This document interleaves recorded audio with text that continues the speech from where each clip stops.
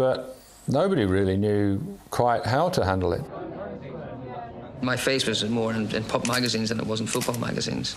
It really had become larger than life, and it was starting to frighten me, because really still all I wanted to do was kick a ball around on a football field. Both sides of the Irish Sea were captivated by the phenomenon from the Craigie. Thousands of kids, like his future teammate Sammy McIlroy, were inspired.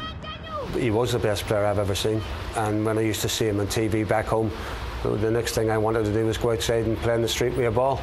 He just had that impact on me. Sammy McIlroy was at Windsor Park, Belfast, for perhaps George Best's most celebrated performance in a Northern Ireland shirt, a 1-0 win over Scotland. He tore Scotland apart that day on his own in front of a packed Windsor Park crowd. It was absolutely fantastic. Best performance I've seen. In 1967, there was no one to touch Manchester United, and another league title meant that United and Matt Busby would have another chance to win the trophy they cherished the most, the European Cup. And after the Munich disaster 10 years earlier, the final at Wembley was particularly poignant. Bobby Charlton, along with United's manager Matt Busby, was a survivor of the air crash in Munich. It was what Manchester United had set out to do, you know, many years before, and they pioneered going into Europe. And of course there was a great emotion for Matt Busby because of the accident. It was his players that had died, and here was a new set of lads, and Manchester United was going to be all right.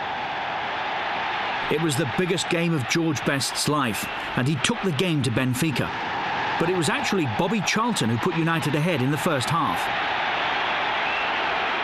Then Benfica equalised through Grassa, and the final went into extra time. We went into extra time and they collapsed. Benfica collapsed in extra time. Then the moment of truth for George Best. A chance to put United ahead. It was the decisive moment in the European Cup final.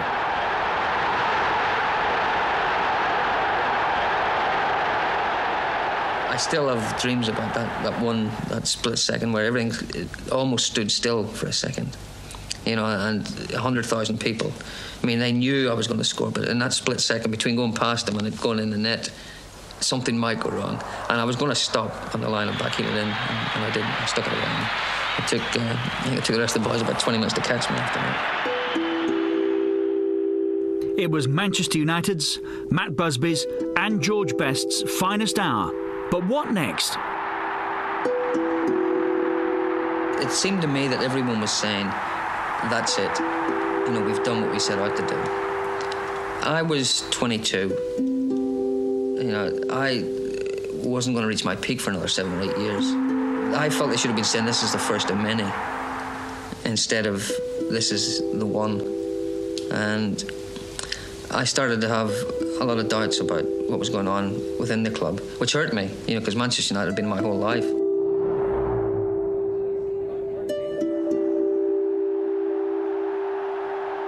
Life went on for George, though, which meant some extraordinary moments on the football field and an extraordinary life off the field, too.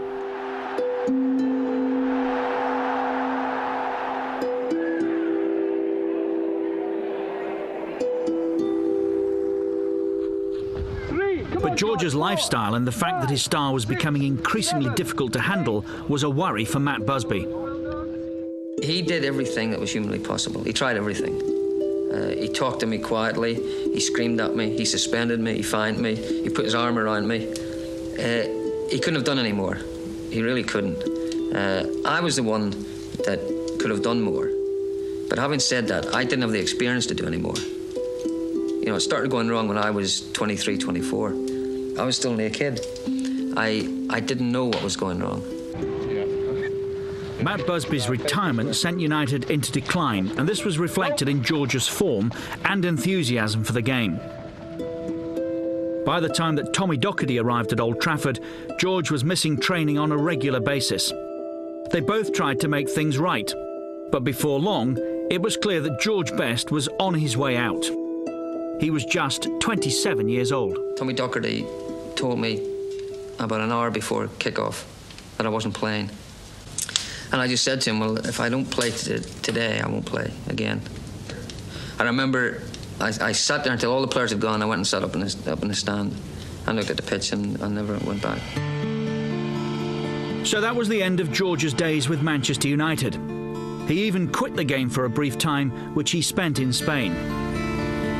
In a period of confusion, Best played a few games for Stockport County and a summer for Los Angeles Aztecs before signing for Fulham in West London, which was the last English club to really get the benefit of George Best's talents on the field.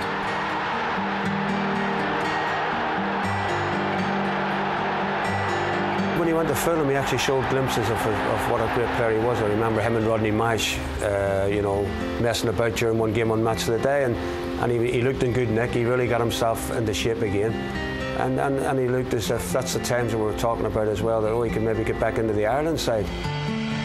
But it never happened. George was spending more and more time in the USA, where he met his first wife, Angie. He may have been a fading star by now, but George Best still held a fascination for football fans across the world.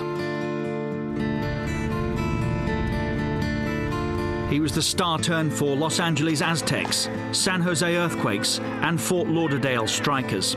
And the USA witnessed the last moments of George Best's footballing genius.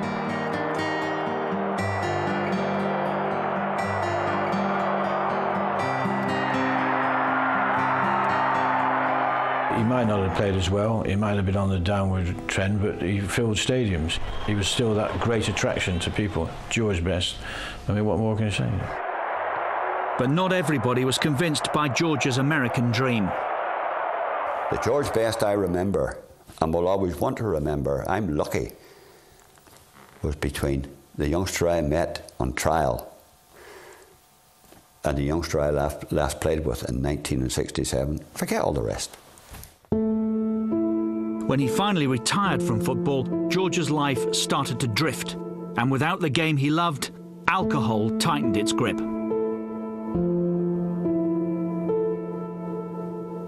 You think, well, why didn't I see it? Why didn't I spot it? Why wasn't I able to see it and do something about it? I mean, obviously, as you got more into the 70s, some of it became very public, and you know, that's when it all became, you know, fairly clear what was going on. But I guess by that time it was a bit too late.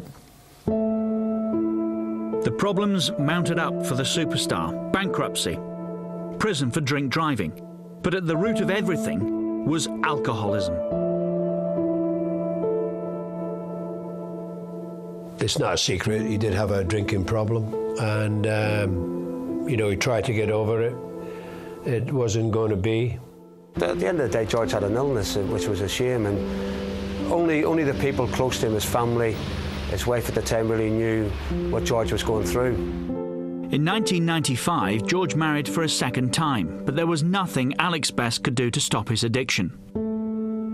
And neither could his friends. An after-dinner speaking engagement with Harry Gregg was one night when things went particularly wrong. I said to him, "Here, you're out of here." He said, yeah. We got up, stepped off the platform, down the corridor, and met his agent and George's wife. And I said, "Get him out of here." And he went to kiss me. I said, "Get yourself to bed." The following morning, I'm down early in the morning, and George is there as bright as a button. And I just said to him, "George, why didn't you show the world the true George Best?" You know what he said? "Too late now, H, too late." 1998. That's God's truth. Too late. But it wasn't too late to give the one-time football genius the recognition he deserved. The honours began to flow, an honorary degree.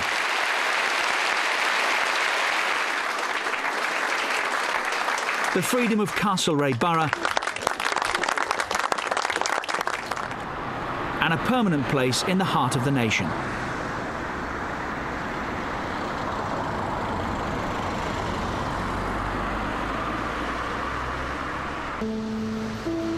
But in November 2005, the situation with George's liver took a turn for the worse, and he died in hospital at the age of 59.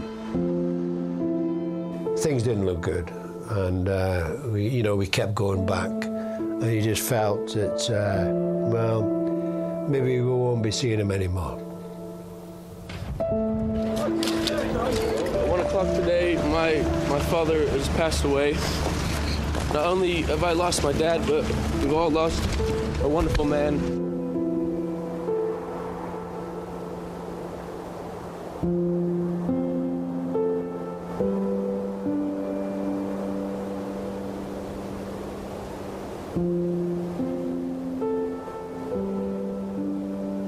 The legacy of George Best for me is that people, youngsters like the ones in this playing pitch only a stone's throw from his home, can perhaps become players like him. He is their idol, and someday I only hope that the legacy he left is that somebody else will follow him from this part of the world.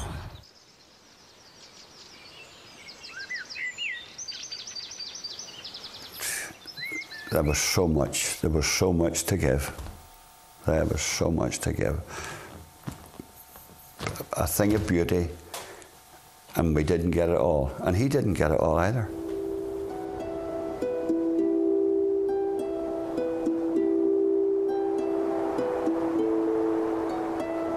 I just feel sorry for these little kids at the minute who go and watch Manchester United and they see the stars that's there now. And they are a fantastic team. But these kids have never seen George Best. And if they had it done, I think they would have changed that poll when they said that Eric Cantona was the best player ever to play at United. Not at all. George Best was by a mile.